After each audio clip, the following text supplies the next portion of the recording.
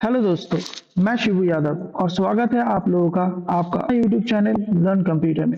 यहाँ मैं आपको कंप्यूटर के अलग अलग सब्जेक्ट्स के बारे में बेसिक से लेकर एडवांस लेवल तक सिखाता हूँ। इस बेसिक से लेकर एडवांस के जर्नी में आज से हम शुरू करने जा रहे हैं माइक्रोसॉफ्ट एक्सेल। सो इस सीरीज को पूरा देखिए और माइक्रोसॉफ्ट एक्सेल में एक्सपर्ट बन जाइए। आज का टॉपिक हमने डिस्क्रिप्शन बॉक्स में दे के रखा है, इसीलिए दोस्तों हम सीधा जाते हैं एक्सेल में। एक्सेल को ओपन करने के लिए हम लोग सबसे पहले क्लिक करेंगे स्टार्ट बटन में। स्टार्ट बटन में क्लिक करने के बाद कोई भी एक कैरेक्टर यहाँ पे जैसे ए हो गया, बी हो गया, किसी भी एक कैरेक्टर में क्लिक करते हैं। हमारे पास माइक्रोसॉफ्ट एक्सेल का 2016 का वर्जन है तो वो सीधा ई में मिलेगा एक्सेल के हिसाब से। अगर आपके पास 2016 छोड़ के उससे नीचे का वर्जन है 2013, 2007, आपको माइक्रोसॉफ्ट एम में मिलेगा। एम में जाएंगे तो माइक्रोसॉफ्ट ऑफिस का आपका यहाँ पे पैकेज मिलेगा। वहां से आप क्या कर सकते हैं, अपने एक्सेल को ओपन कर सकते हैं। लेकिन हमारे पास 2016 का वर्जन है, इसीलिए हम लोग क्या करते हैं, ई करते और हमारे सामने एक्सेल है। दोस्तों एक्सेल ओपन होने के बाद हम लोग यहाँ पे एक ब्लैंक डॉक्यूमेंट को क्लिक करते हैं और सबसे पहले एक्सेल के इंटरफेस के बारे में सीख लेते हैं। ठीक है, एक्सेल ओपन होने के बाद जो फाइल हमारा ओपन होता है वो आपका बुक 1 के नाम से क्या रहता है, आपका पहले से टाइटल रहता है।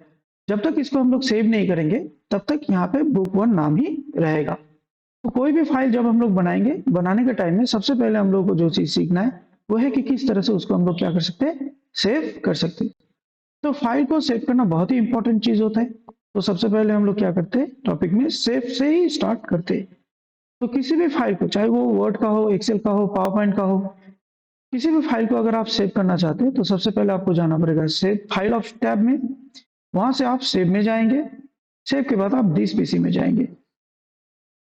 दिस पीसी में जाने के बाद आप ब्राउज ऑप्शन को क्लिक करेंगे। क्लिक करने के बाद जहां पे आपका फोल्डर है, जहां पे आप उसको सेव करना चाहते हैं, आप क्या करेंगे, उस फोल्डर में पहुंचेंगे। तो लोकेशन के लिए नेविगेशन पैनल में हम लोग सबसे पहले क्या करते हैं, इसको ऊपर नीचे करते हैं।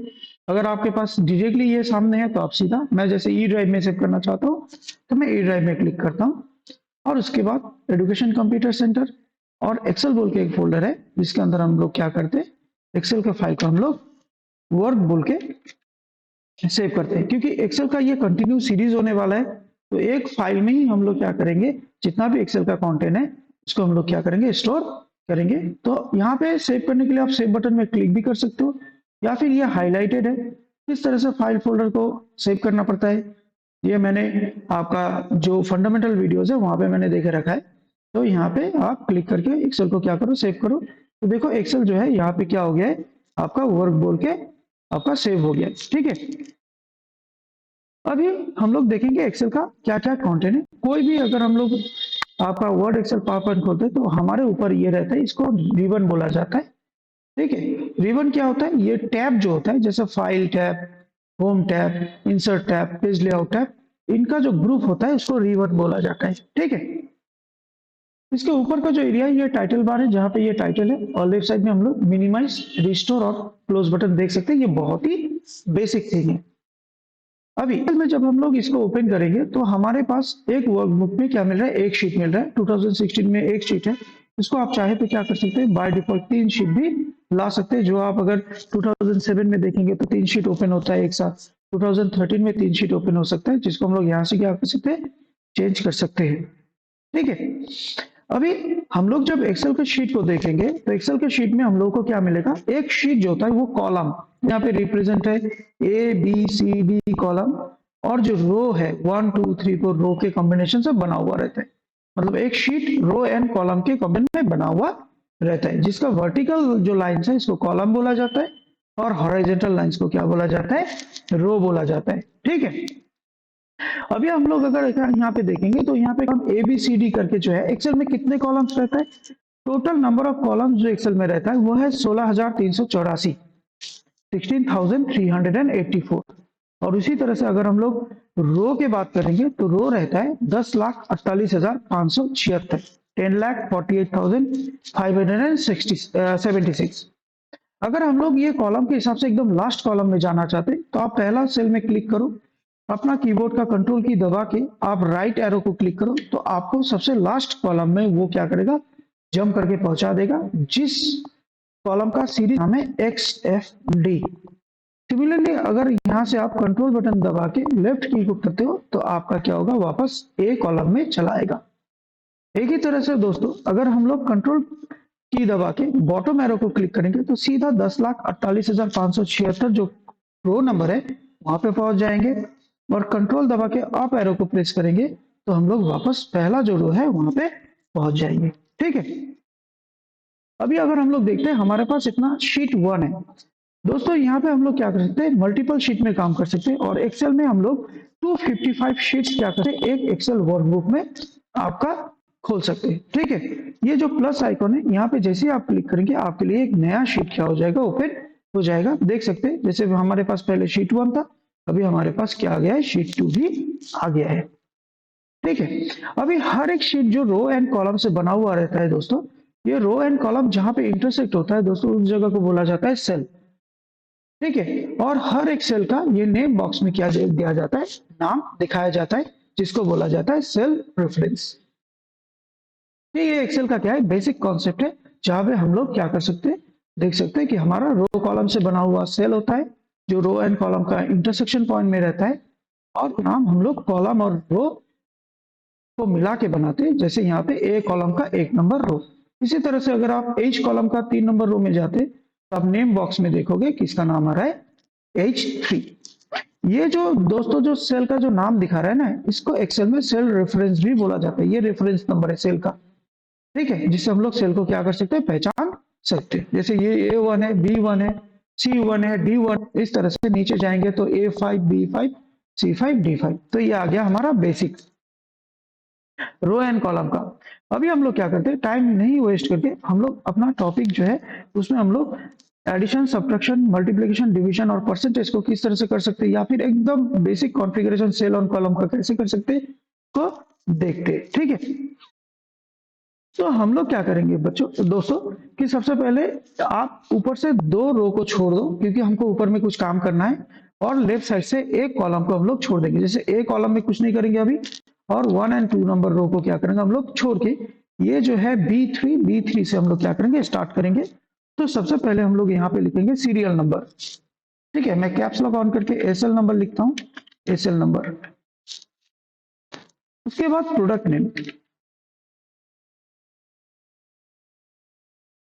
अभी प्रोडक्ट नेम जब हमने लिखा तो ये जो कॉलम है, ये कॉलम से ये बाहर चला गया, डी कॉलम में आ गया है। तो दोस्तों अगर हम लोगों का कोई भी नाम अगर कोई कॉलम से बाहर जा रहा है, अगर उसको हम उस कॉलम के नाम ऊपर जाते और सी और डी के बीच में देखेंगे कि एक क्या है, आप देखो एक लाइन है, इस लाइन में माउस को रखते ही ये देखो आपका सेल का जो विड्थ है उसको एडजस्ट करने का यहाँ पे आइकॉन चलाएगा। इसको क्लिक करो, क्लिक करके अगर आप दाहिने तरफ राइट साइड में इसको अगर ड्रैग करते हो तो आपका क्या होगा, ये कॉलम देखो चौड़ा हो गया है, इसका वाइट बढ़ गया है। फिर हम नेक्स्ट सेल में जाते, हम माउस से भी क्लिक कर सकते हैं और टैब दबाते, कीबोर्ड से काम करना ज्यादा प्रेफरेबल है। इसके बाद हम देते प्रोडक्ट रेट।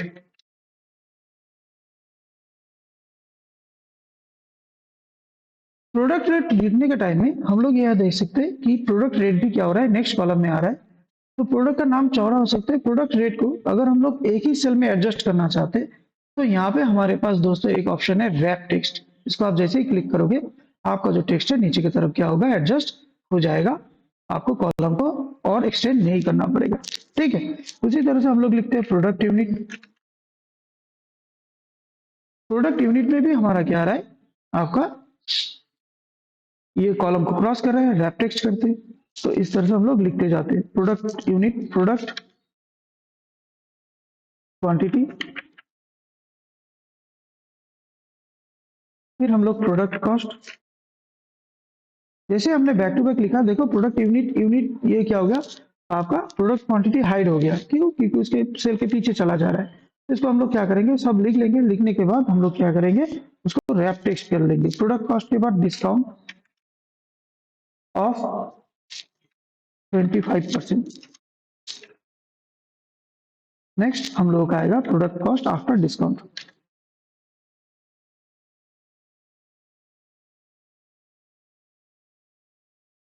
दोस्तों ये जो हमने बनाया है इसका क्यों बना रहे हैं, इसका डिस्क्रिप्शन बॉक्स में इसका पूरा दिया हुआ है कि आज हम लोग सेल को फॉर्मेट करना, किस तरह से सेल को सजा सकते हैं, और उसमें कौन सा आपका नॉर्मल डेली यूज होने वाला जो अरिथमेटिक प्रॉब्लम है उसको कैसे सेल कर सकते हैं। ठीक है, तो यहाँ पे हम लोग सारा सेल को एक साथ सेलेक्ट करते हैं। देखो, इस सेल को एक साथ सेलेक्ट कर दे और रैप टेक्स्ट करेंगे तो सब एक साथ क्या हो जाएगा, एडजस्ट हो जाएगा। तो यहाँ पे देख रहे हैं डिस्काउंट का टी नीचे आ रहा है, तो इसका कॉलम दो एच और आई के बीच में जाते हैं और इसको थोड़ा सा राइट में हम लोग क्या करते हैं, इसको लेके जाते हैं ताकि टी ऊपर चला आए। प्रोडक्ट कॉस्ट एडजस्ट हो गया, प्रोडक्ट क्वांटिटी, क्वांटिटी का वाई थोड़ा सा जा रहा है, आफ्टर डिस्काउंट ये ठीक है। अभी हम लोग क्या करते हैं दोस्तों, ये सब सेल को पकड़ के यहाँ पे क्या करते हैं, इसको यहाँ पे अलाइन करते हैं, इसको सेंटर जो अगर हम लोग देखेंगे, और यहाँ पे हम लोग का है सेंटर वर्टिकली और हॉरिजॉन्टली दोनों तरफ से इसको क्या करते हैं, मिडिल में लेके चले आते हैं। और क्या कर सकते हैं दोस्तों, इसको डेकोरेट करने के लिए इसका जो फ्रंट फेस है, इसका फ्रंट फेस को या फ्रंट टाइप को क्या करते हैं, चेंज कर देते। तो यहाँ पे हम टाइम्स न्यू रोमान बोल के एक फॉन्ट है, उसको हम लोग लेके चले आते। ठीक है, तो उसके बाद देखते हैं कि ये थोड़ा सा आपका क्वांटिटी इसमें तो चाहिए, प्रोडक्ट थोड़ा सा चौड़ा एडजस्ट कर लेते हैं। पहले पूरा प्रोडक्ट कॉस्ट आफ्टर डिस्काउंट एक लाइन में चलाया रहे, प्रोडक्ट रेट एक लाइन में चलाए, और प्रोडक्ट का नाम हम लोग एक लंबे लाइन में रखते हैं। ठीक है, तो ये हमारा आ गया। इसका हाइट थोड़ा सा ज्यादा हो गया, इसको एडजस्ट कर लेते हो, आप डबल क्लिक भी कर सकते हो।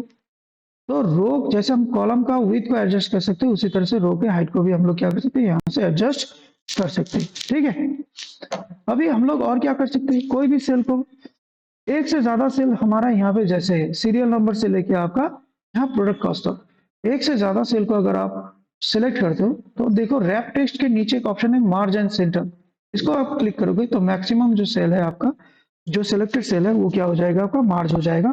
तो यहाँ पे हम अपना दुकान का क्या करते हैं, नाम लिख लेते हैं। जैसे दुकान का नाम जिसका हम बिल बनाएंगे तो ये है माँ स्टोर, नीचे का सेल को सेलेक्ट करते हैं और इसको भी मार्जिन सेंटर करते हैं। आप मार्जिन सेंटर से एक से ज्यादा सेल को क्या कर सकते हो, मार्ज कर सकते हो। इसमें हम लोग क्या करते हैं, एड्रेस लिखते हैं। जैसे मेरे यहाँ पे एड्रेस लिखा हुआ है पांचकुल दूरी,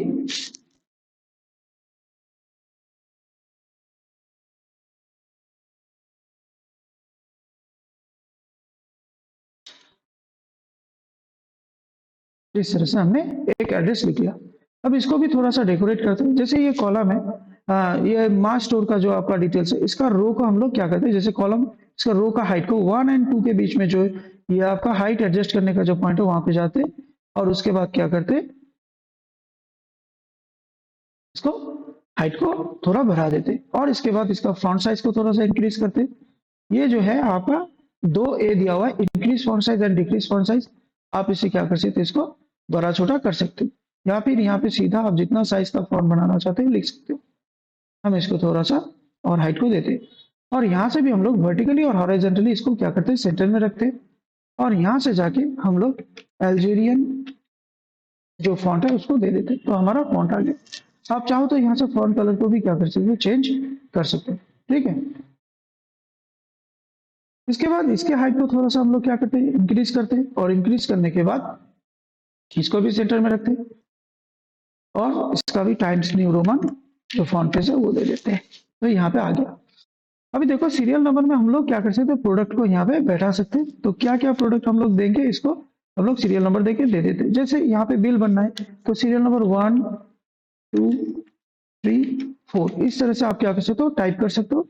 या फिर अगर आप क्या करते हो, इस तरह से टाइप कर लो। हम लोग बाकी चीजें तो पहले फॉर्मली सीखते हैं। ठीक है, यहाँ पे हम लोग पहला प्रोडक्ट का नाम देते हैं राइस, फिर दाल,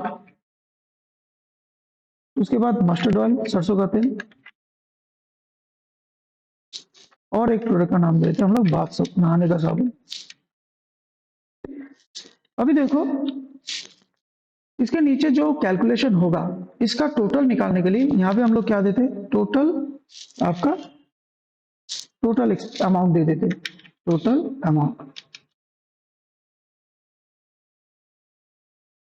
यहाँ पे हम लोग टोटल निकालने वाले नेक्स्ट सेल में, तो हमने यहाँ पे टोटल अमाउंट दिया।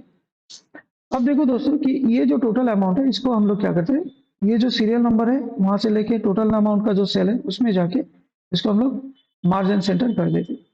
ठीक है, तो ये सेंटर में आ जाएगा। अगर आप इसको राइट में रखना चाहते हो तो आप यहाँ से क्या कर सकते हो, जैसे हमने यहाँ पे सेंटर अलाइन किया उसी तरह से आप नीचे से क्या कर सकते हो, इसको राइट अलाइन कर सकते हो, तो टोटल अमाउंट क्या होगा आपका राइट साइड में आ जाएगा। ठीक है, इसके बाद इसके नीचे हम लोग देते हैं कि हमारा एवरेज एक्सपेंस पर प्रोडक्ट कितना हो रहा है, कि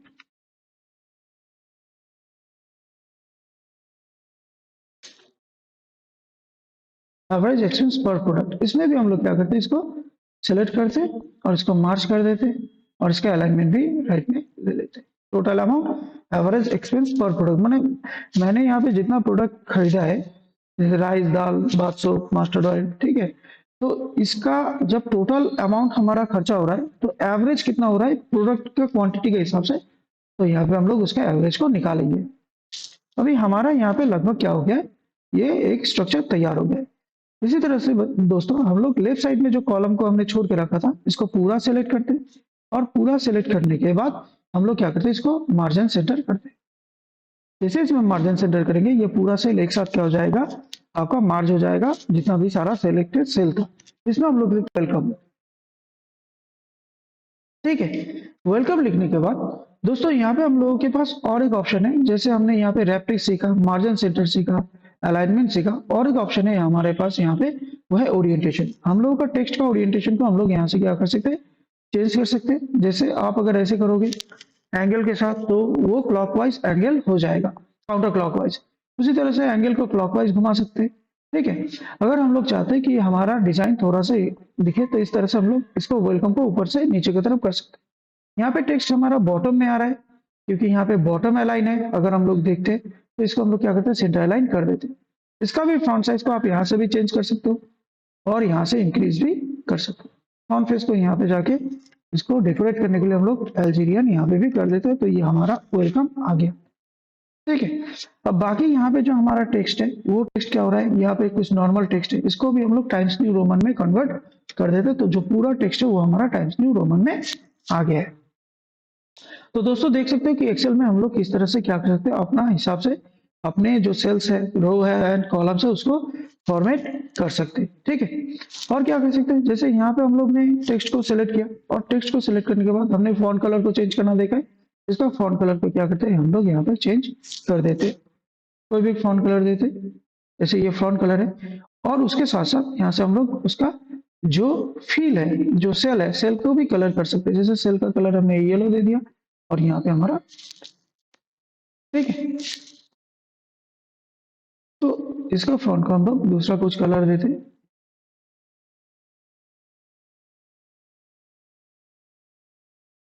तो आप अपने हिसाब से चॉइस करके क्या दे सकते हो, कलर्स दे सकते हो।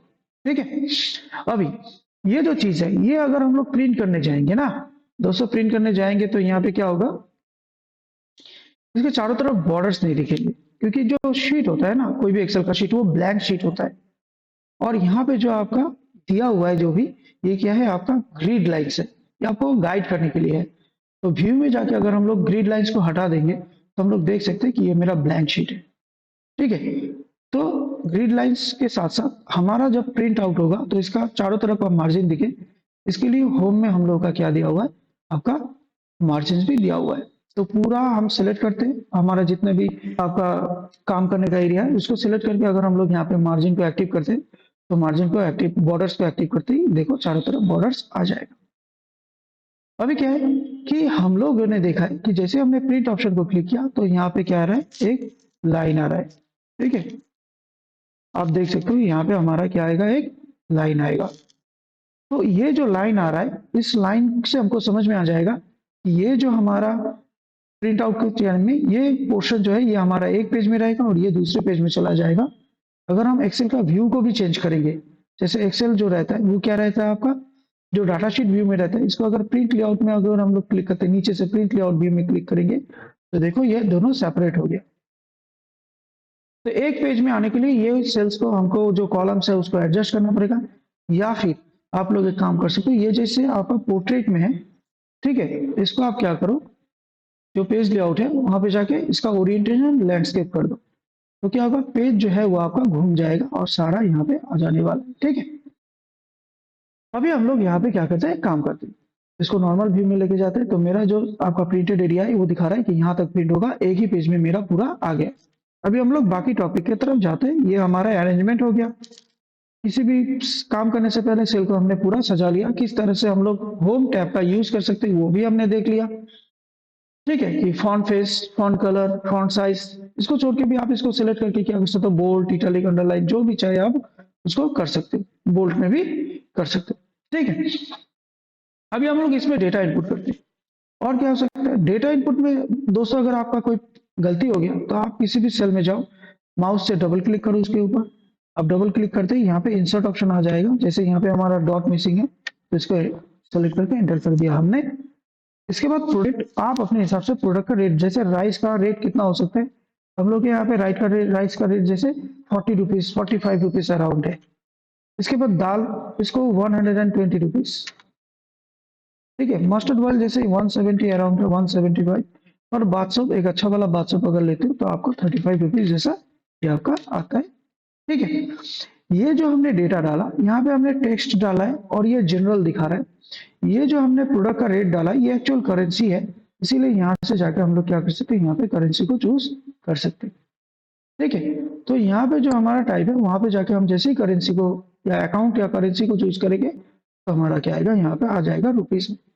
तो हर एक rupees 45 rupees, 120 rupees dal, mustard oil 170 rupees and bath सबका 135। यूनिट देखो, हर एक जो आपका प्रोडक्ट है वो किस यूनिट में आपका बिकता है। ठीक है, यहाँ पे हम देख सकते हैं प्रोडक्ट सीटी नीचे आ रहा है तो इसको और थोड़ा सा व्हाइट कर लेते हैं। तो प्रोडक्ट का जो यूनिट है, ये राइस क्या होता है, केजी में बिकता है तो केजी। दाल जो होता है वो भी केजी में बिकता है तो केजी। मस्टर्ड ऑयल ये केजी में भी बिकता है, एलटीआर में मतलब लीटर में भी बिकता है। और बाथ सोप क्या होता है, पीसेस में बिकता है तो पीसीएस हम लोग दे देते हैं।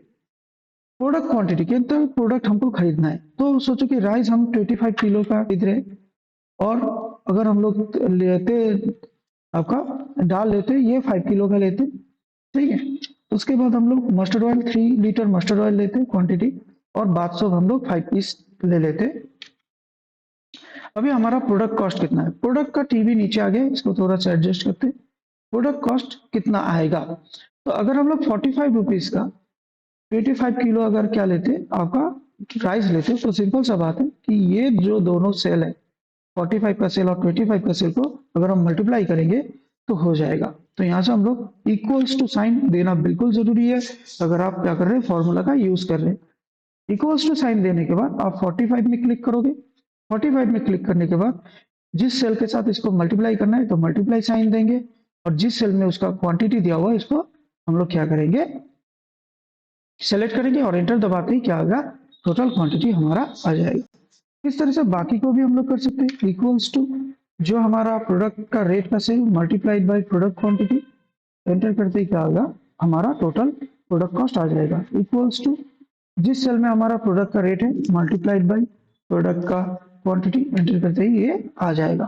फिर equals to product rate soap का मल्टीप्लाइड बाय क्वांटिटी, एंटर करेंगे तो ये आ जाएगा। तो यहाँ पे हमने देखा किस तरह से दो सेल को हम लोग मल्टीप्लाई कर सकते हैं। ठीक है, इसके बाद डिस्काउंट। डिस्काउंट हमारे पास कितना है, डिस्काउंट को अगर हम लोग देखेंगे तो डिस्काउंट हमारे पास है 25% का। मतलब हम चाहे एक्सेल में किसी का परसेंटेज भी कैलकुलेट कर सकते हैं, मल्टीप्लाई कर सकते हैं, परसेंटेज कैलकुलेट किस तरह से कर सकते हैं, इक्वल्स टू साइन देंगे। जिस वैल्यू का परसेंटेज कैलकुलेट करना है वो वैल्यू जिस सेल में रहेगा उसको आप क्या करो, सिलेक्ट करो, और सिलेक्ट करने के बाद मल्टीप्लाई साइन दो, और जितना परसेंटेज का आपका क्या है डिस्काउंट है उतना परसेंट आप क्या करो यहाँ पे इंडिकेट करो। लिखने के बाद जैसे ही आप उसको एंटर करोगे तो जो डिस्काउंट है वो डिस्काउंट प्राइस आपका यहाँ पे आ जाएगा, कितना डिस्काउंट हो रहा है। तो सिमिलरली नीचे का जो है उसको भी हम लोग क्या करते हैं, जो दाल का टोटल कॉस्ट है उसके साथ इंटू 25% कैलकुलेट करते हैं। फिर हमारा मस्टर्ड ऑयल का जो सेल है, आप एरो से भी जा सकते हो। ठीक है, हम माउस से फिलहाल बेसिक है तो माउस से जा रहे हैं, एंटर 25%। फिर हमने इक्वल्स टू डाला इंटू 25%। तो डिस्काउंट हमारा क्या हो रहा है, यहाँ पे आपका आ रहा है कि कितना करके हमको डिस्काउंट आ रहा है। तो दोस्तों अगर हम लोग किसी का प्रोडक्ट कॉस्ट निकालते हैं उसके बाद उसमें अगर डिस्काउंट आ रहा है तो आफ्टर डिस्काउंट हमारा कितना अमाउंट बैठेगा उसके लिए हम लोग क्या करेंगे, उसके लिए हम लोग क्या करेंगे, इसको माइनस कर देंगे, इक्वल्स टू साइन देंगे। जो सेल में हमारा प्रोडक्ट कॉस्ट है इसको क्लिक करते माइनस जिसका जितना डिस्काउंट है उसको सिलेक्ट करते हैं, एंटर दबाते ही क्या होगा, ये माइनस हो के हमारा फाइनल जो प्रोडक्ट कॉस्ट है वो प्रोडक्ट कॉस्ट आ, ठीक है, आफ्टर डिस्काउंट। फिर नीचे के सेल में equals product cost minus discount, enter, equals to product cost minus discount, enter. तो आप इस तरह से आप क्या कर सकते हैं, इसको माइनस करके बना सकते हो, ठीक है। तो ये हमने बना लिया। अभी हमारा टोटल अमाउंट कितना हुआ है, अगर हम लोग यहाँ पे देखते हैं तो टोटल अमाउंट को हम लोग क्या करेंगे, प्लस करेंगे। इसके लिए इक्वल्स टू पहला वाला सेल सेलेक्ट करते, प्लस साइन देते, फिर सेलेक्ट सेकंड सेल प्लस, फिर थर्ड सेल इसको प्लस करते, और फोर्थ सेल, ये चारों को प्लस करेंगे तो हमारा क्या आएगा, टोटल जो हमारा एक्सपेंस है वो आ जाए। अब देखो दोस्तों, यहाँ पे 4 प्रोडक्ट बनाने के लिए हम लोगों ने 4 प्रोडक्ट खरीदने के लिए टोटल हमने कितना खर्चा किया, 1818 रुपया। तो हर एक प्रोडक्ट के हिसाब से अगर हमको एवरेज एक्सपेंस निकालना है तो क्या करेंगे, तो हम लोग जानते हैं टोटल कॉस्ट जो होता है उसको सिलेक्ट करके अगर हम लोग नंबर ऑफ आइटम, जैसे यहाँ पे 4 आइटम है तो 4 से डिवाइड कर देंगे तो हमारा क्या आएगा, एवरेज कॉस्ट यहाँ पे आने वाला है, ठीक है। तो दोस्तों हमारा पहला दिन का टॉपिक को आप अगर देखोगे तो आप देख सकते हो किस तरह से हम लोग उसको फॉर्मेटिंग कर सकते हैं, एक्सेल के शीट को डेटा एंट्री कर सकते हैं, और प्लस माइनस मल्टीप्लिकेशन डिवीजन और परसेंटेज जो है वो हमने यहाँ पे कर दिया। तो आप इसको क्या करो, अच्छे से प्रैक्टिस करो ताकि आप क्या कर सको, इसको समझ सको। ये बेसिक का एकदम एक्सेल का बेसिक है, जहाँ पे हमने होम टैब के बारे में बताया, ठीक है। तो और फॉर्मेटिंग कैसे कर सकते हैं उसको हमने बताया। इसको अगर आप प्रैक्टिस करोगे तो आपको एकदम इनिशियल जो एक्सेल का टॉपिक है वो समझ में आ जाएगा। धीरे धीरे हम लोग बाकी वीडियो भी बनाएंगे जिसमें हम लोग क्या करेंगे, एक्सेल का एडवांस को प्रैक्टिस करेंगे, ठीक है। तो एक्सेल का बेसिक से लेके एडवांस के सीरीज में ये हमारा पहला वीडियो है। आज का वीडियो ये इतना ही। आप लोग अच्छे रहे, एक्सेल को अच्छे से प्रैक्टिस करें। इसको प्रैक्टिस करने के बाद आपको डेफिनेटली कॉर्पोरेट सेक्टर में क्या मिलेगा, जॉब मिल जाएगा। आप इस पूरा सीरीज को फॉलो करें और चैनल को आप क्या कर सकते हैं, लाइक कीजिए, सब्सक्राइब कीजिए। और आपके घर में अगर कोई बच्चा है जो स्कूल में पढ़ता है जिसके सब्जेक्ट में एक्सेल है, उनको एक्सेल समझ में नहीं आ रहा है, आप इस सीरीज को सिखाएंगे तो स्कूल लेवल का जो स्टूडेंट है वो भी क्या कर पाएंगे, एक्सेल को काम कर पाएंगे। हम बैक टू बैक क्या करेंगे, टॉपिक वाइज इसको क्लियर करेंगे। तो आज का वीडियो इतना ही। Thank you.